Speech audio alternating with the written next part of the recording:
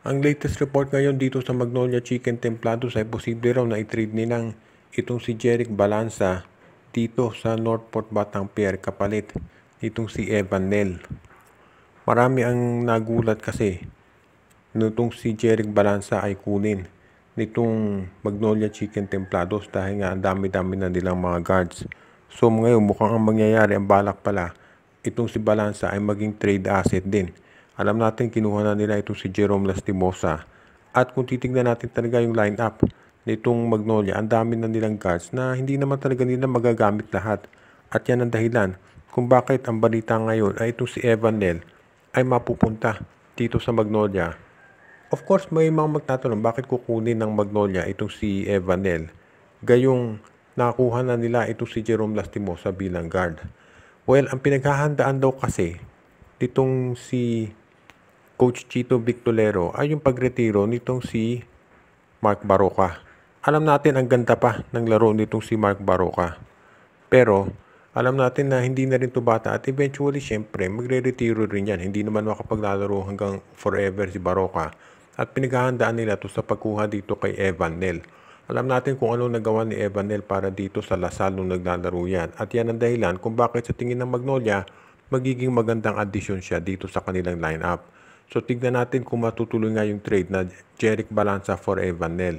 Ang problema kasi merong mga lumalabas na reports na baka ang San Miguel ay kunin din itong si Evan Nel mula dito sa Northport Batang Pier at ipapalit yung mga matatanda nilang guards o baka itong si Terence Romeo. So abangan na lang natin. Pero ang Magnolia maliwanag, magiging maganda ang resulta kung sakali na itong si Evan Nel ay masama to sa mga players na makukuha nila dahil ang laking bagay niyan pagdating sa performance at syempre sa playmaking. Hanggang ngayon pala itong Converge Fiber Xers ay interesado pa rin makuha itong si Bong Quinto mula dito sa Meralco Bolts.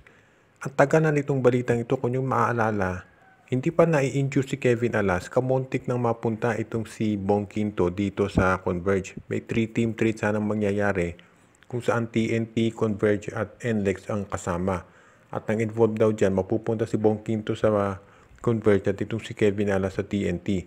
Ang problema nga nagkaroon ng ACL itong si Kevin Alas, so yung trade na yan hindi natuloy.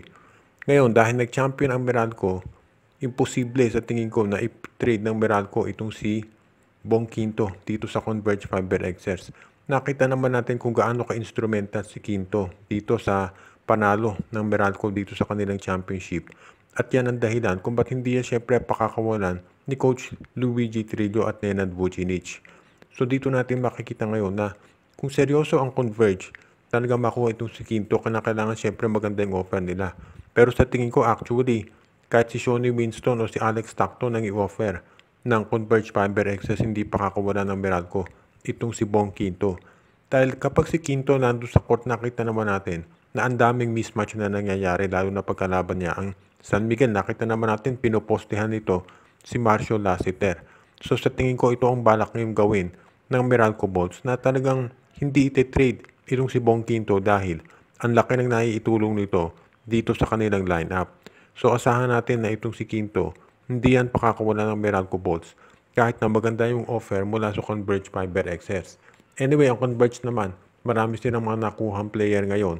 Kaya sa tingin ko, kahit na hindi nila makuha si Quinto, magiging competitive pa rin sila dito sa darating na PBA season. At alam naman natin na matindi yung preparasyon talaga na ginagawa nila sa ngayon dito